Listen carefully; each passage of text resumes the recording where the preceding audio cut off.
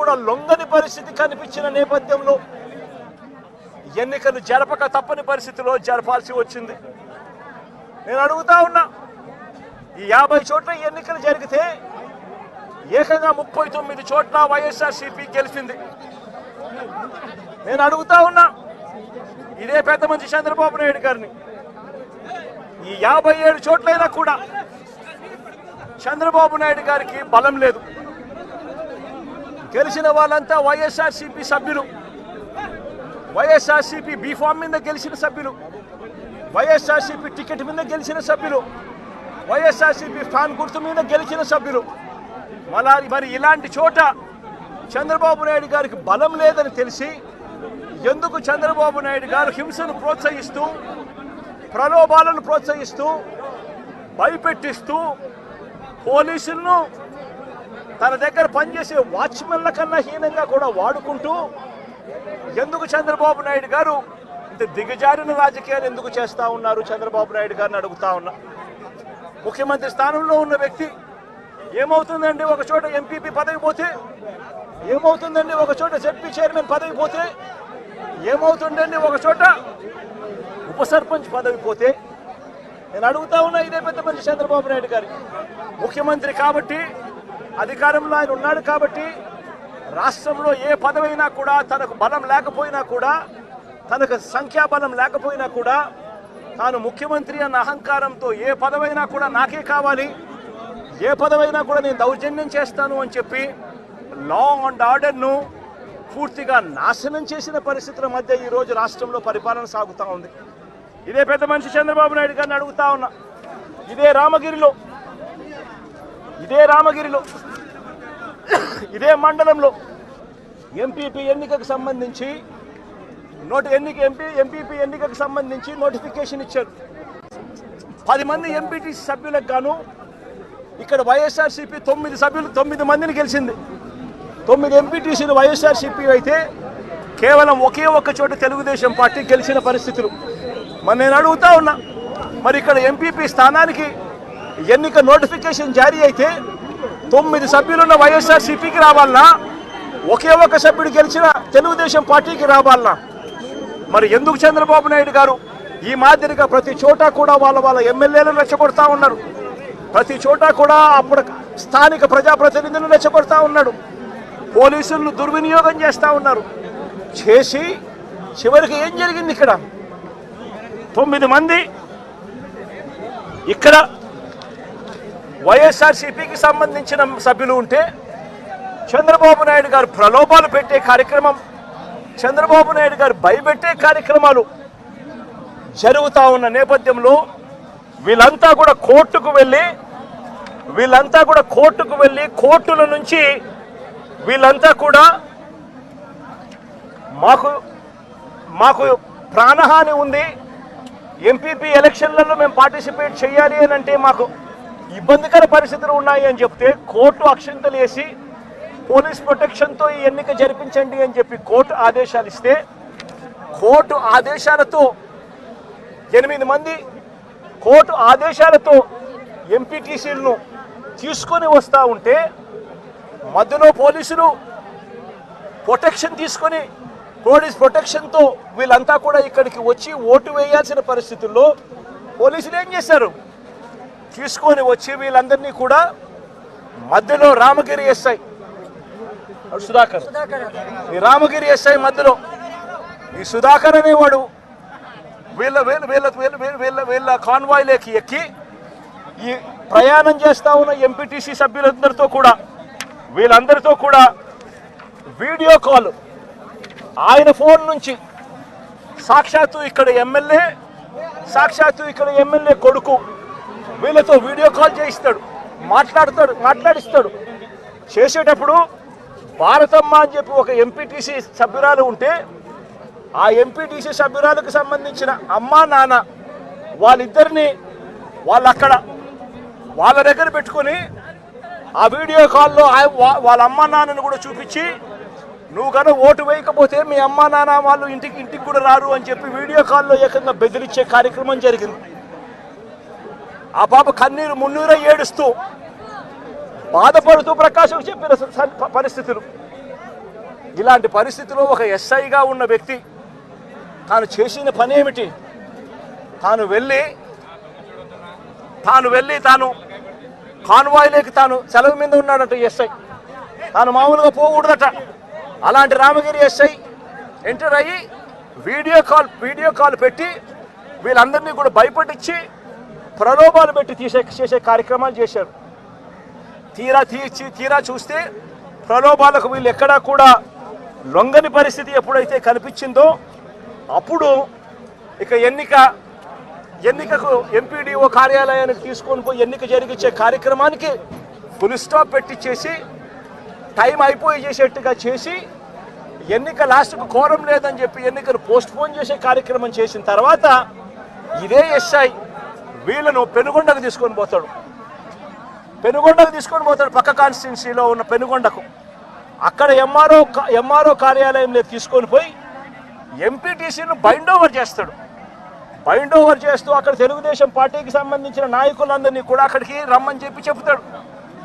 అదే సమయంలో అక్కడికి వెళ్ళి ప్రకాష్, మా ఉషమ్మ వీళ్ళిద్దరూ పెనుగొండ నియోజకవర్గంలో ఏం జరుగుతూ ఉంది అని చెప్పి వీళ్ళిద్దరూ అక్కడికి వెళ్ళి మా పార్టీకి సంబంధించిన అంటే ఈయన తనకు సంబంధించిన ఎంపీటీసీలు, మా పార్టీకి సంబంధించిన ఎంపీటీసీలు మీరు నిర్బంధిస్తే ఆ ఎంపీటీసీలకు మద్దతుగా వీళ్ళు అక్కడికి వెళ్ళి ఆ ఎంపీటీసీలను వీళ్ళు తీసుకొచ్చుకునే కార్యక్రమాలు చేస్తే వీళ్ళిద్దరి మీద కేసులు. నేను అడుగుతా ఉన్నా, ఏం తప్పు చేసినారని చెప్పి వీళ్ళిద్దరి మీద కేసులు పెడతా ఉన్నారు. వీళ్ళేమైనా తెలుగుదేశం పార్టీకి సంబంధించిన ఎంపీటీసీలను ఏమన్నా తీసుకొస్తే కార్యక్రమానికి చేస్తున్నారా?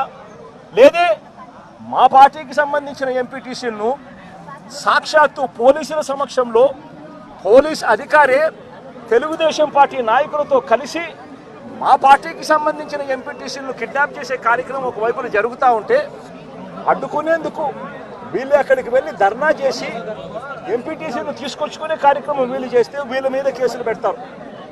మరోవైపున ఇటువంటి ఘటనలలో మండలంలో, ఇటువంటి రామగిరి మండలంలో ఇటువంటిది జరగకోకుండా మళ్ళీ ఉప ఎన్నికలు మళ్ళీ పిలుస్తారు, మళ్ళీ నోటిఫికేషన్ మళ్ళీ పిలుస్తారు.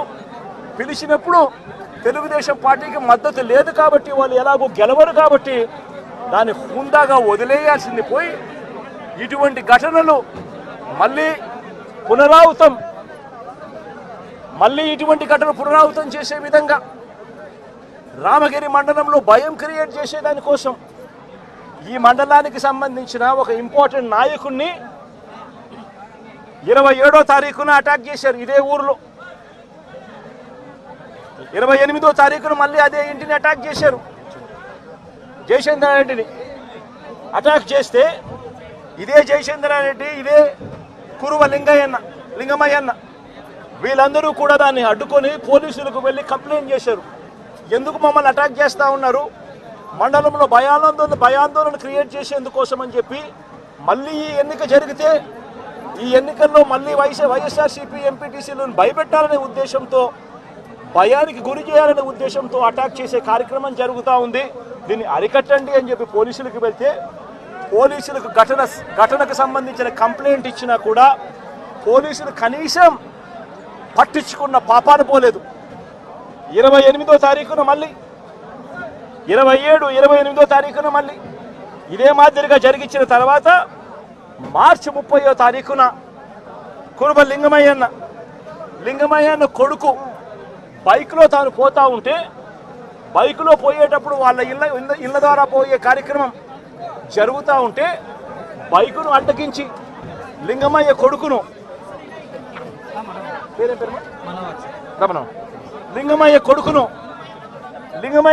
అటాక్ చేస్తారు. అటాక్ చేస్తే లింగమయ్య కొడుకు మనోహర్ అటాక్ చేస్తే ఫోన్లో నాన్న నన్ను కొడతా ఉన్నారు, నన్ను అటాక్ చేసినారు, నన్ను కొడతా ఉన్నారు అని చెప్పి వాళ్ళ నాన్నతో తను మాట్లాడితే నువ్వు ఫోన్ చేసి మళ్ళీ మీ నాయనకి చెప్తావా అని చెప్పి మళ్ళా వీళ్ళింటికి ఇక్కడ నుంచి 20 మంది బేస్బాల్ బ్యాట్ కూడా తీసుకొని పోయి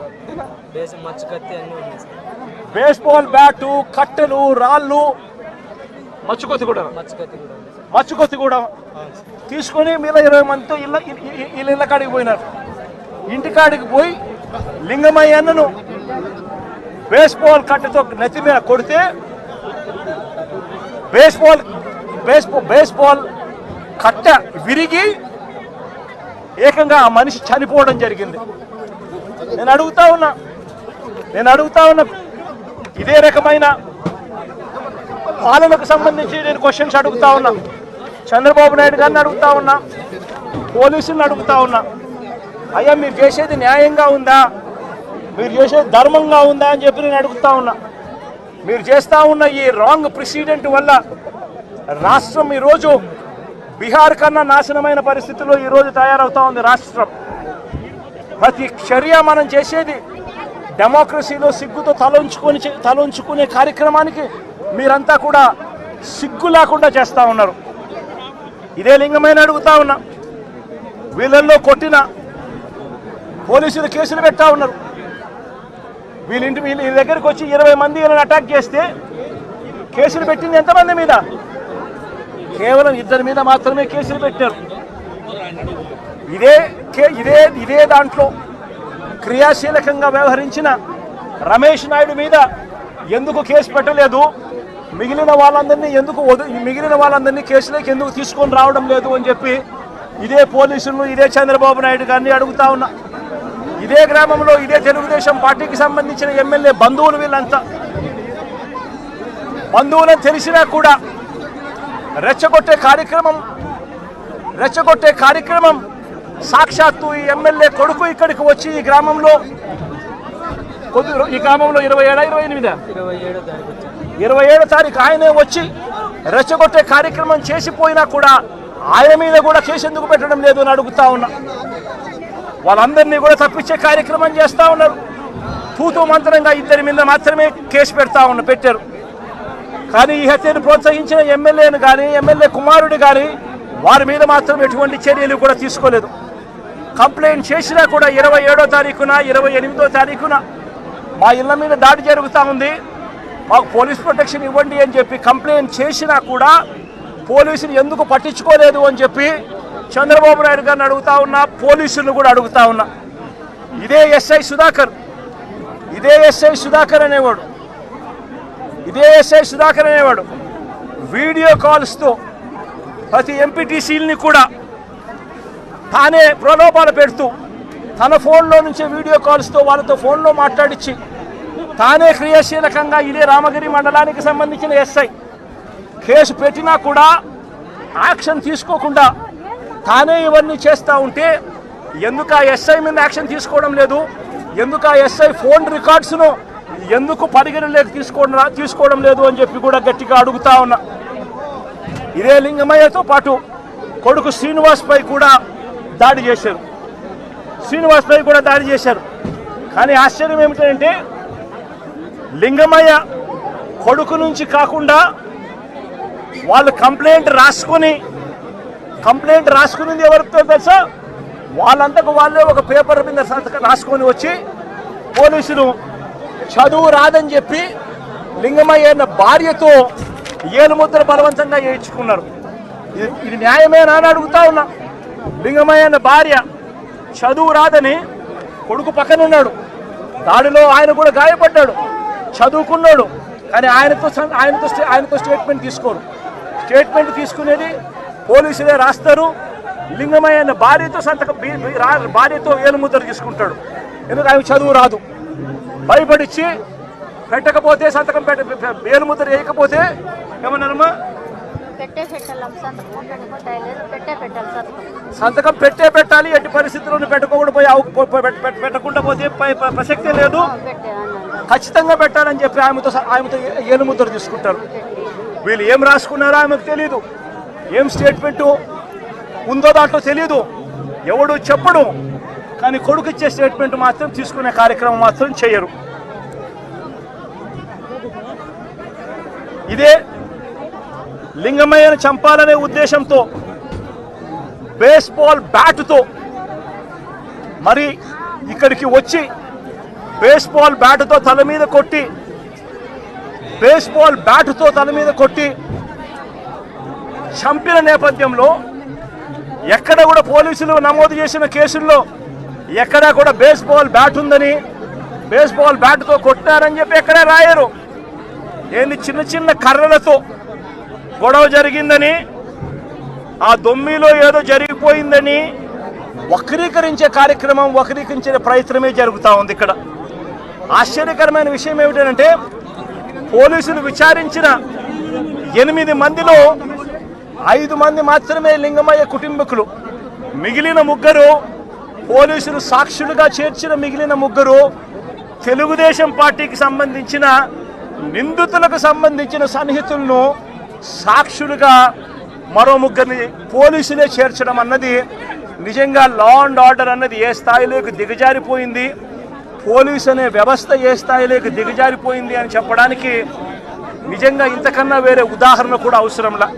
అంటే వీళ్ళే మనుషులను తప్పించేదానికోసం సాక్షులను కూడా వీళ్ళకు కావలసిన సాక్షులను మాత్రమే వీళ్ళు ఇప్పుడే యాడ్ చేసుకొని దానికి మళ్ళా లింగమయ్య అన్న భార్యతో ఏలుముద్ర చేయించుకొని వీళ్ళంతకు వీళ్ళే కేసును బిల్డప్ చేస్తూ ఉన్నారనంటే ఇంతకన్నా దారుణమైన పోలీసు వ్యవస్థ ప్రపంచ చరిత్రలో ఎక్కడైనా ఉంటుందా అని అడుగుతూ ఉండ. వీళ్ళంతకు వీళ్ళే తప్పుడు సాక్ష్యాలు క్రియేట్ చేసి వీళ్ళంతకు వీళ్ళే కేసును నీరు కార్చే కార్యక్రమం జరుగుతూ ఉంది. నేను ఒకటే చెప్తా ఉన్నా, ఇక్కడ రామగిరిలో జరిగిన విషయమైనా కానీ రాష్ట్ర వ్యాప్తంగా వీళ్ళు చేస్తూ ఉన్న అన్యాయాలు అయితేనేమి, తిరుపతిలో డిప్యూటీ మేయర్ ఉప ఎన్నిక జరిగితే ఏకంగా బస్సులో ఉన్న కార్పొరేటర్లను ఏకంగా పోలీసులు ఆధ్వర్యంలోనే అడ్డగించి ఏకంగా బస్సులో ఉన్న కార్పొరేటర్లు, బస్సులో ఉన్న ఎమ్మెల్సీను ఏకంగా పోలీసుల ఆధ్వర్యంలోనే కిడ్నాప్ చేసుకుని తీసుకొని పోవడం ఏ స్థాయిలోకి దిగజారిపోతా ఉందో నేను అడుగుతా ఉన్నా. చంద్రబాబు నాయుడు గారు సొంత నియోజకవర్గం రామకుప్పంలో జరిగిన ఎంపీపీ ఎన్నిక కూడా అదే పరిస్థితి. ఇదే మాదిరిగా దౌర్జన్యంతోనే ఎన్నిక జరిగించే కార్యక్రమం చేసినారు.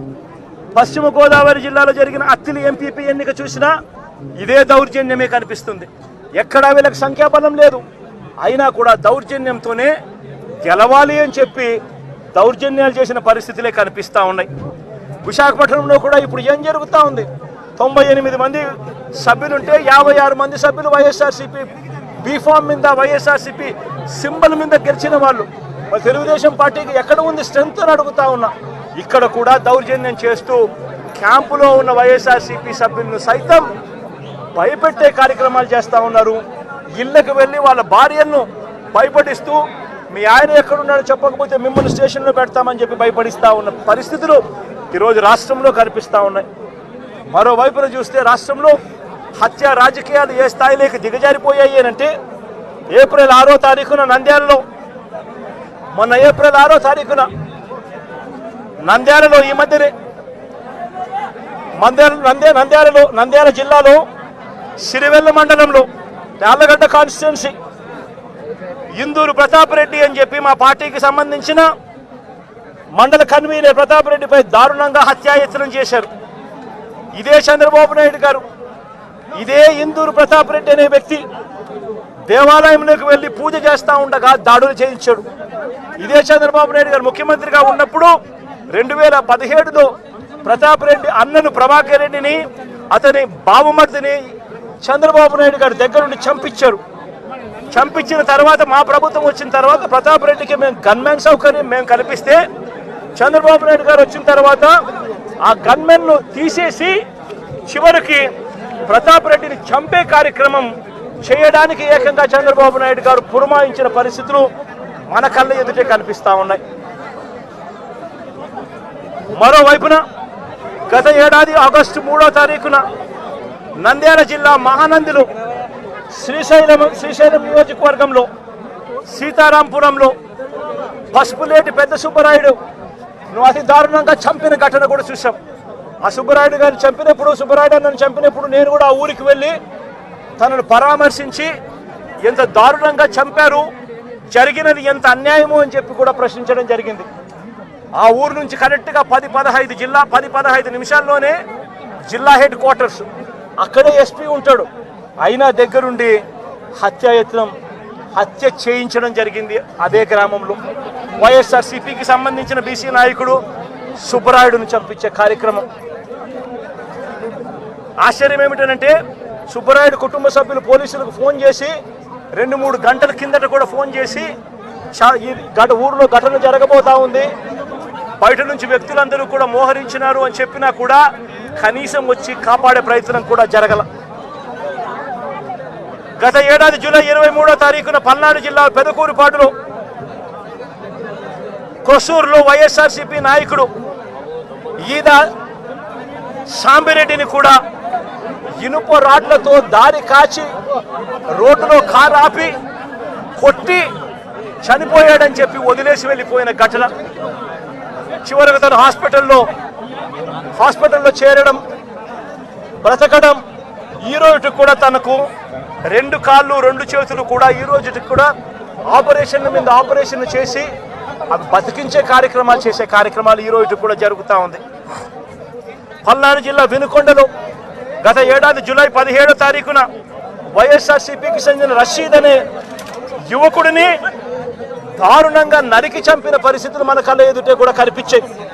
ఈ ఘటన నేషన్ వైడ్ ఢిల్లీలో మేము దీక్ష చేస్తూ రషీద్ను చంపిన నడి రోడ్డు మీద చంపిన ఘటనను కూడా ఢిల్లీలో దీక్షను చేస్తూ యావత్ దేశానికి కూడా చూపించిన పరిస్థితి కూడా చూసాం.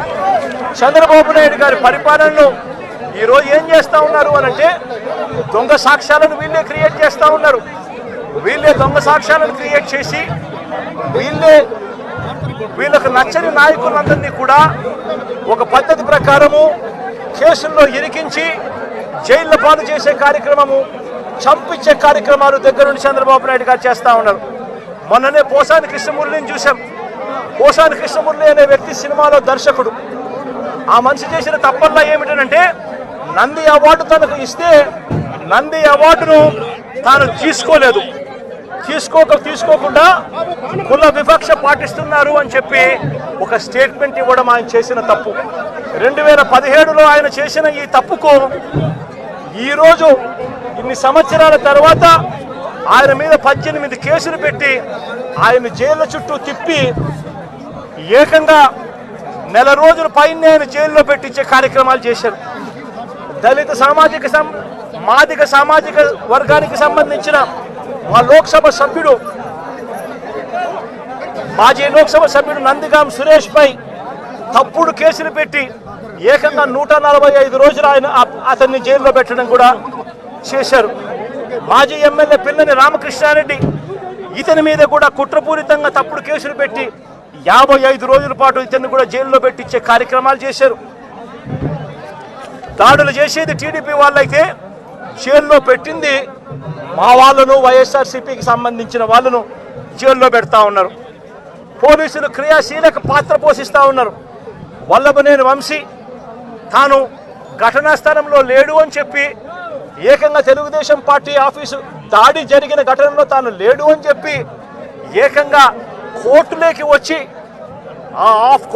వచ్చి తెలుగుదేశం పార్టీకి సంబంధించిన వ్యక్తి, పనిచేస్తా ఉన్న వ్యక్తి కోర్టు 18 సార్లు ఆయనకు వాయిదాలు పిలిస్తే 18వ తారీఖు రాని తప్పని పరిస్థితిలో పోలీసులే తనను ప్రవేశపెడితే కోర్టు ముందర తానే వంశీ అనేవాడు అక్కడ లేడు అని చెప్పిన తర్వాత కూడా వంశీని అదే కేసులో ఇరికిచ్చి అదే కేసులో వంశీని ఇబ్బంది పెడుతూ ఇప్పటికి 50 రోజుల నుంచి వంశీని కూడా జైల్లో పెట్టించే కార్యక్రమాలు చేశారు. ఇలా రాష్ట్రం మొత్తం మీద రెడ్ బుక్ పరిపాలన సాగిస్తా ఉన్నారు. ఇదే చంద్రబాబు నాయుడు గారిని అడుగుతాను, అయ్యా చంద్రబాబు, ప్రజల్లో ఏదైనా కూడా మంచి పేరు తెచ్చుకొని రాజకీయాలు చేయడం నేర్చుకోండి. మీరు సూపర్ 6 ఎందుకు అమలు చేయడం లేదు అని చెప్పి ఈరోజు ప్రజలు గట్టిగా నిలదీస్తూ ఉన్నారు. సూపర్ 7 హామీలను ఎందుకు అమలు చేయడం లేదు అని ప్రజలు మిమ్మల్ని గట్టిగా ప్రశ్నిస్తూ ఉన్నారు.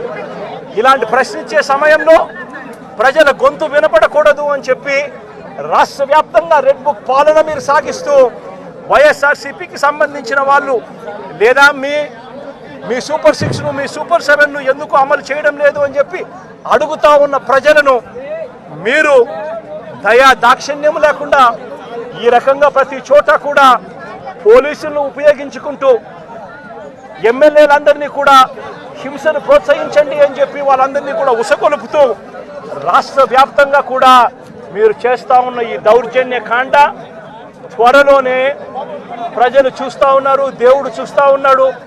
ఖచ్చితంగా మీకు బుద్ధి చెప్పే పరిస్థితి త్వరలోనే వస్తుందని చెప్పి ఈ సందర్భంగా చంద్రబాబు నాయుడు గారికి గట్టిగా మందలిస్తూ చెప్తా ఉన్నా. అదే మాదిరిగా ఇంకొక విషయం కూడా చెప్తా ఉన్నా. అదే విధంగా ఇంకో విషయం కూడా చెప్తా ఉన్నా. ఇదే చంద్రబాబు నాయుడు గారికి చెప్తా ఉన్నా, ఇదే పోలీసులకు చెప్తా ఉన్నా. పోలీసులు ఎవరైతే చంద్రబాబు నాయుడు గారిని మెప్పు కోసం, ఎవరైతే పోలీసులు చంద్రబాబు నాయుడు గారి మెప్పు కోసం ఎవరైతే వాళ్ళ టోపీ మీద ఉన్న సింహాలకు సెల్యూట్ చేయకుండా చంద్రబాబు నాయుడు గారికి వాచ్మెన్ల కింద పనిచేస్తా ఉన్న ఆ ప్రతి పోలీస్ అధికారికి చెప్తా ఉన్నా, ఎల్లకాలం చంద్రబాబు నాయుడు గారి పరిపాలన సాగదు. చంద్రబాబు నాయుడు గారి పరిపాలన వస్తుంది. ప్రతి పోలీస్ అధికారికి కూడా చెప్తా ఉన్నా, మీ బట్టలు తీస్తామని చెప్పి ప్రతి పోలీస్ అధికారికి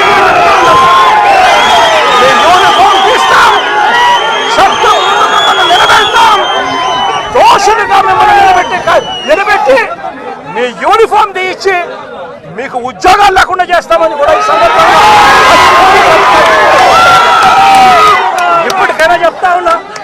ప్రతి పోలీస్ అధికారిలో కూడా మార్పు తెచ్చుకోండి. ఎల్లకాలం ఇదే పరిపాలన సాగదు.